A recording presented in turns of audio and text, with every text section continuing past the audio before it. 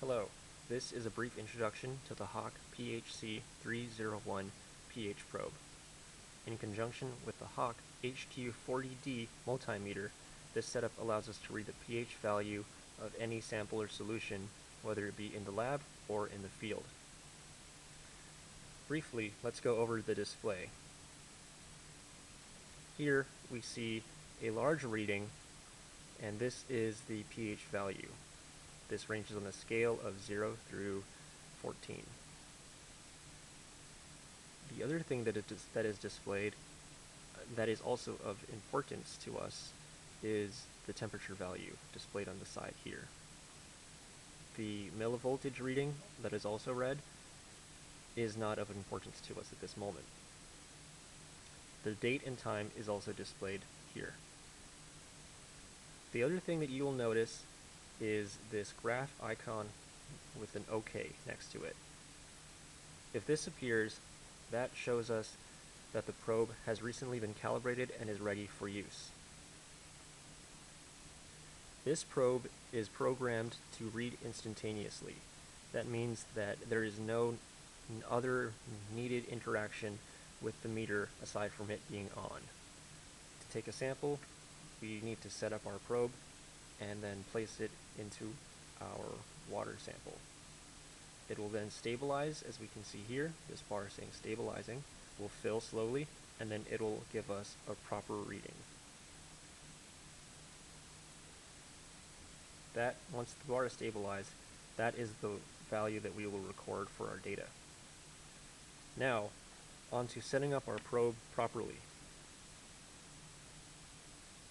We can see that the tip of our probe is covered in this jar, this little bottle. This is filled with storage solution of potassium chloride and needs to be removed in order for us to take a reading. The reason why it is stored here is so that our electrode at the bottom does not dry out or become damaged. We simply unscrew and slide off the bottle.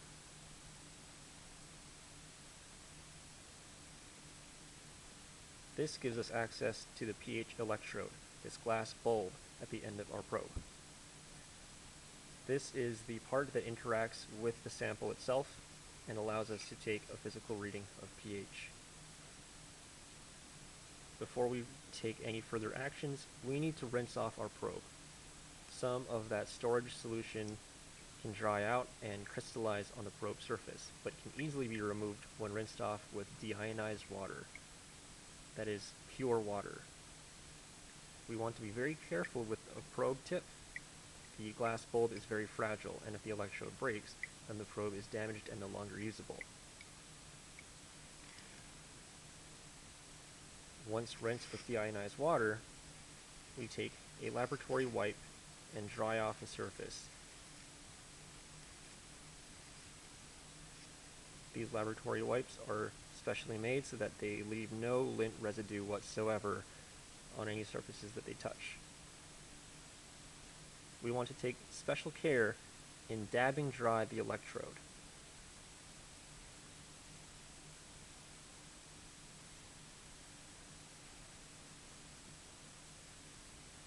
The final piece that we need to take care of before we use this probe for our pH reading is to open up this valve, this plug.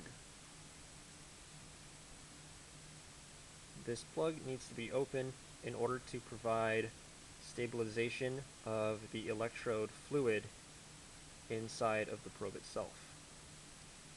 Once atmospheric stabilization of the inter-electrode fluid has been accomplished, we are now ready to place this probe in any sample or solution to take a pH reading.